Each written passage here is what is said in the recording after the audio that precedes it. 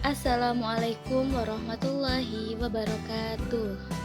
Hari ini kita akan belajar Bahasa Indonesia tema 9 kelas 6 Minut Rate Putra Gresik. Nah, topik kali ini adalah karangan fiksi. Tema 9, subtema 1, 2, dan 3. Sebelumnya, apa yang dimaksud karangan fiksi itu? Fiksi adalah karangan yang berisi kisahan atau cerita yang dibuat berdasarkan hayalan atau imajinasi pengarang. Fiksi itu contohnya seperti apa ya? Nah, yang pertama, novel. Novel adalah sebuah karya fiksi prosa yang tertulis dan naratif. Umumnya, sebuah novel bercerita tentang tokoh-tokoh dan kelakuan mereka dalam kehidupan sehari-hari, dengan menitik beratkan pada sisi-sisi yang aneh dari naratif tersebut.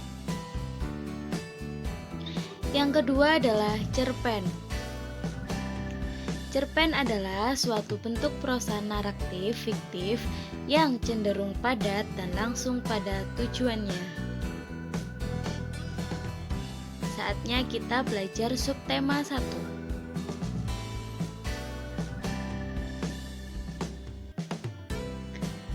Unsur intrinsik cerita.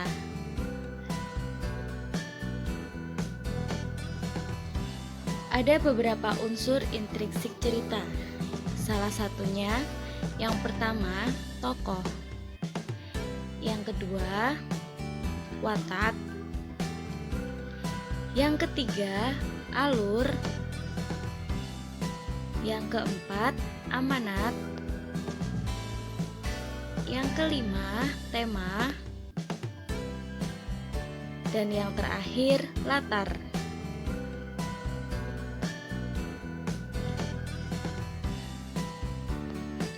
Unsur intrinsik yang pertama, tokoh.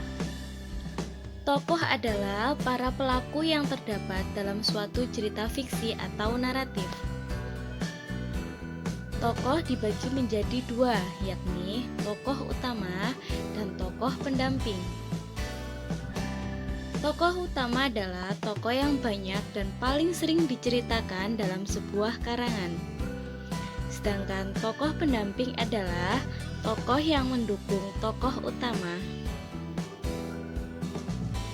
Unsur intrinsik yang kedua yakni watak. Watak dibagi menjadi tiga. Yang pertama, protagonis, yakni tokoh yang baik. Antagonis, tokoh yang jahat.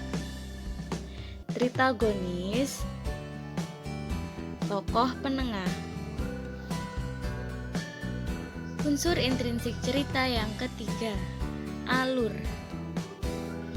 Ada alur maju, alur mundur, dan alur campuran atau alur gabungan.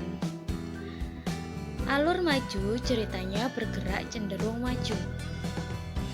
Sedangkan alur mundur ceritanya bergerak mundur. Dan alur campuran ceritanya bergerak maju dan mundur. Yang ketiga adalah amanat.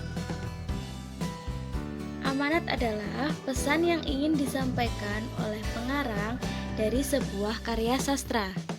Ada kalanya amanat berupa pesan moral. Yang kelima, tema. Tema merupakan gagasan pokok atau ide pikiran tentang suatu hal, salah satunya adalah membuat tulisan.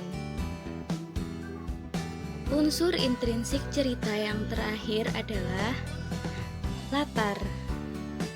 Latar dibagi menjadi latar waktu, latar tempat, dan latar suasana.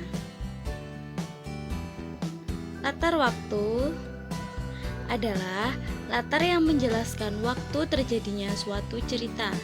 Contohnya siang hari, sore hari.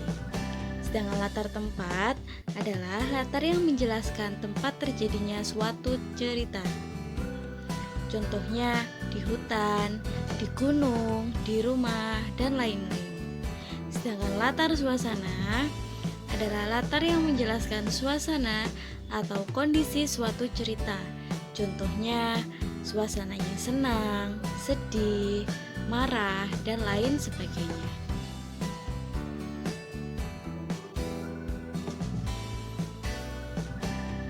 Subtema 2. Tuturan dan tindakan tokoh. Tokoh dalam teks fiksi dapat berwujud manusia, hewan, dan tumbuhan. Mengidentifikasi teks fiksi dapat dari tuturan dan tindakan tokoh atau berdasarkan penceritaan penulis. Tindakan tokoh adalah aksi tokoh dalam cerita. Sedangkan tuturan tokoh adalah ucapan yang disampaikan secara langsung dari tokoh. Memahami sifat tokoh dapat dilakukan dengan memperhatikan yang pertama, tuturan pengarang terhadap karakteristik pelakunya. Yang kedua, perilaku tokoh. Yang ketiga, cara tokoh berbicara dengan dirinya. Yang keempat, cara tokoh lain berbicara dengan dirinya. Dan yang terakhir, cara tokoh lain berbicara tentangnya.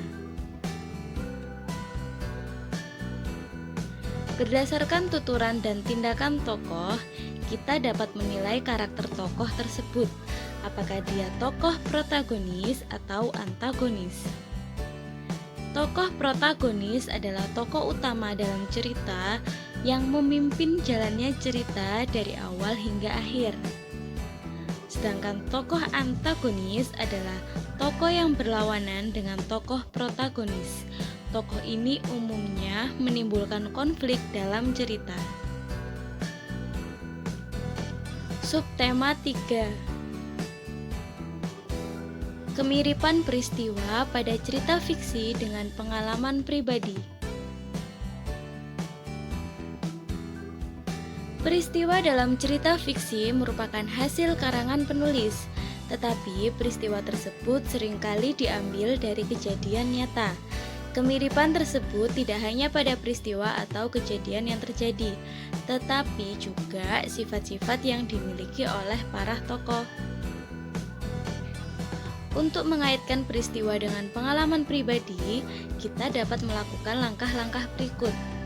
Yang pertama, tentukan cerita fiksi yang akan dikaitkan dengan pengalaman pribadi. Yang kedua, identifikasi peristiwa yang dialami tokoh, latar tempat, dan sifat tokoh dalam cerita.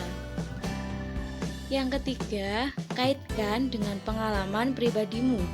Dan yang keempat, rangkailah menjadi sebuah cerita baru. Cerita fiksi ditulis berdasarkan pandangan dan penilaian pengarang terhadap peristiwa-peristiwa baik yang pernah terjadi secara nyata maupun hanya dalam khayalan pengarang. Oleh karena itu, besar kemungkinan adanya kemiripan antara cerita fiksi dan kehidupan nyata. Terima kasih. Materi hari ini semoga bermanfaat. Assalamualaikum warahmatullahi wabarakatuh.